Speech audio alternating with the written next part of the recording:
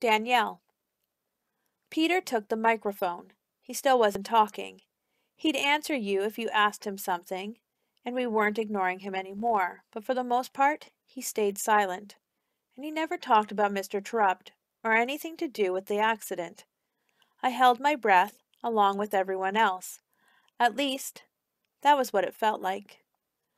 I remember the time I said we should invite the collaborative kids to our holiday centers. I saw Mr. T wipe his eyes after I said that.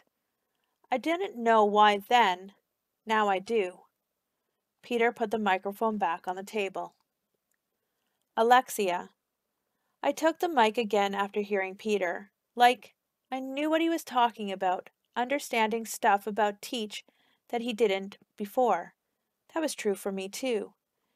Teach took me in the hall and, said some stuff that I hated him for. Really hated him. But all he did was tell me the truth. I didn't want to listen. I hated him and the truth. I stopped talking, but I didn't pass the mic yet. I was thinking.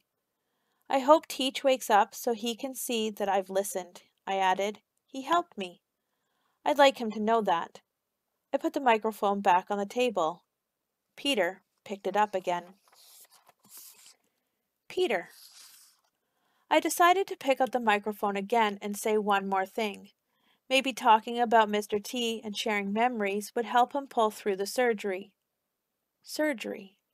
Brain surgery. I couldn't believe he had to have brain surgery, and all because of me, because of the snowball I threw. My thoughts always came back to this. I remember the time I flung that frisbee. Mr. T said a few things to me, but that was it. I remember the puddle on the floor. He said a few things, but that was it. Nothing bad ever happens, I thought. I chucked that snowball. No matter what any of you say, it's all my fault. It always will be. I stopped talking so that I could fight back my tears, but I didn't put down the microphone. I wasn't done yet. I'm sorry, I said, as I looked around at everyone. I'm sorry you're here because of me. I let the microphone roll back onto the table. No one had time to respond because another doctor walked in, and this time he was our man. Jessica. Act 11, Scene 3. The door to the waiting room pushed open and another doctor walked in. Same lime green scrubs and matching cap.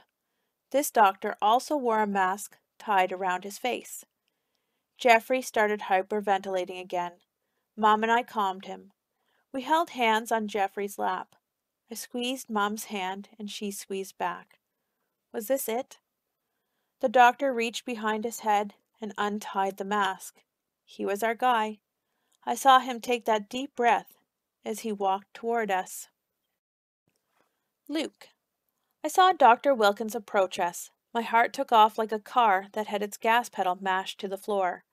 Please, please, please have good news, I repeated over and over again in my head.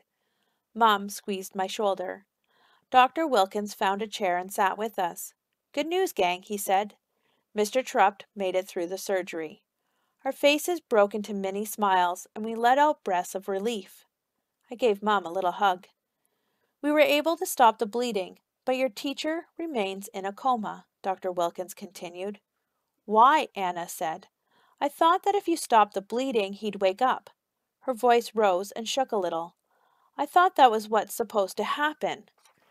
Anna spoke for all of us, but instead of Dr. Wilkins answering, Jeffrey did. Now it's wait and see, Jeffrey said. He took a deep breath in and let it out slow. That the bleeding stopped is a good sign. Deep breath. But that doesn't guarantee Terupt will make it. We have to wait and see. More deep, slow breathing. Why was he so anxious? His difficulties made me realize that he hadn't visited the hospital, but always seemed interested in my report. What was Jeffrey's deal?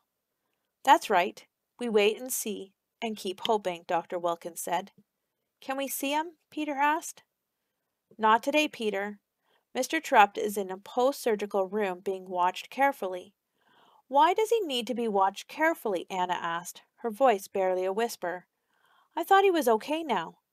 We monitor every patient closely after a major surgery. It's normal, Dr. Wilkins promised. Mr. Terupt is doing well at this point.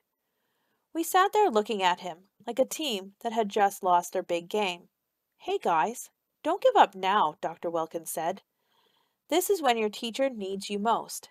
This is good news today. And then Anna came through in the clutch. She took the lead and said what we needed to hear. He's going to make it.